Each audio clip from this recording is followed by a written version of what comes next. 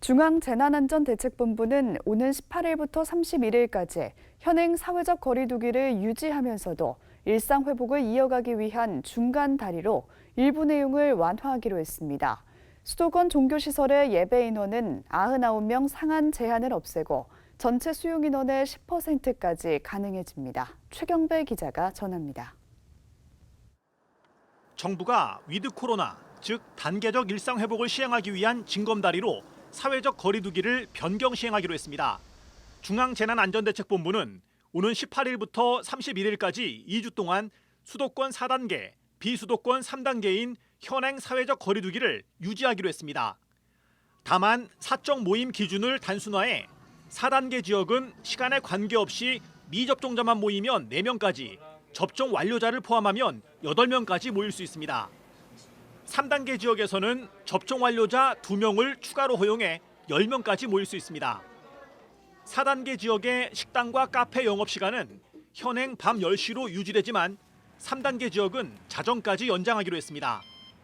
또 독서실, 스터디 카페, 공연장, 영화관 등은 4단계 지역에서도 자정까지 영업할 수 있게 됩니다. 종교시설의 경우 4단계 지역에서 예배 인원을 100명 미만으로 제한하던 것을 없애고 전체 수용 인원의 10%까지 가능하도록 했습니다. 접종 완료자만 모일 경우 20%까지 모일 수 있습니다. 전체 수용 인원이 2,000명인 예배당인 경우 최대 200명, 접종 완료자만 모인다면 400명까지 모일 수 있게 되는 겁니다. 대면 예배 등 정규 활동도 접종 완료자의 참여 범위를 확대하도록 하였습니다. 4단계 수도권 지역은 현재 수용 가능 인원이 10%가 참석 가능하고 최대는 99명까지 상한선이 존재를 하였습니다. 이 상한을 해제하여 최대 10%까지 가능하도록 하였습니다.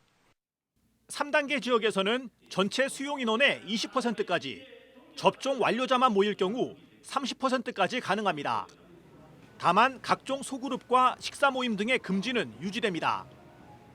사회적 거리두기 지침이 일부 완화된 가운데 한국교회총연합은 조속한 시일 내에 위드 코로나 체제로 개편해 국민의 일상이 회복되길 바란다는 입장을 밝혔습니다.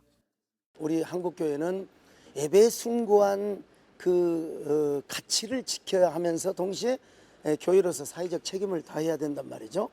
그래서 어렵게 얻어낸 이 결과물을 소중하게 우리가 생각하고 안전한 예배를 드려야 됩니다. 우리가 정말 몇 주 동안 최선을 다하고 방역의 모범을 다해야 위드 코로나 시대에 우리가 좀 더 많은 사람들이 예배를 회복하고 예배의 자유를 누리게 될 것입니다.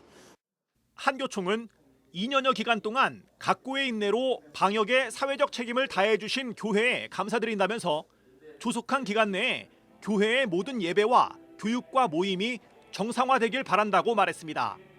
CBS 뉴스 최경배입니다.